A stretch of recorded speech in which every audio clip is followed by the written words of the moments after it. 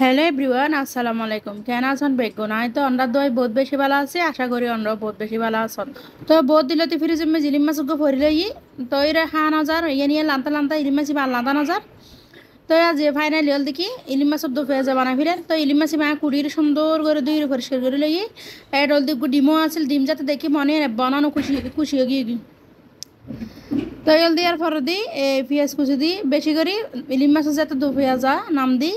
তো পেঁয়াজও বেশি করে দিই, সালকা ফাঁচা খাইছে আমার ফালা করে দিই। ইয়ার পরে দিই লবণ হলুদ ধনিয়া জিরে ইমবেন দিই। মশলা কম দিলে যত কম দিবে এত মজা। তারপরে কিন্তু এত রকম মশলাকে বেশি করে দেওয়া যায়। তো ইয়ার পরে ফানে দিও বালা করে মেকি, ইয়ার পরে দিই ফানে দিই।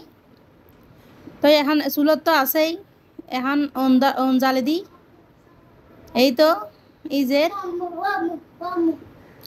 অবাজি ইলিম মাছ জিয়েন দিলান দিবে ইয়েন দি মজা, আলু দিলান দিলে আলু দি মজা, বেইন দিলান দিলে বেইন দি মজা, পটল দিলান দিলে পটল দি মজা। আর কি হই এবার জিয়েন দিলান দিবে না এই কলা দিলান দিলে কলা দি মজা। দেখতে লাগবে না বেলা আর দু পেঁয়াজ একদম রেডি।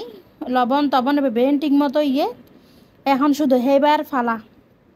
তো ইলিম মাছ তো জাতীয় মাছ, বোন অবশ্যই পছন্দ করে, কিন্তু অনেকে পছন্দ না করে কেডা বাছিবার বয়ে।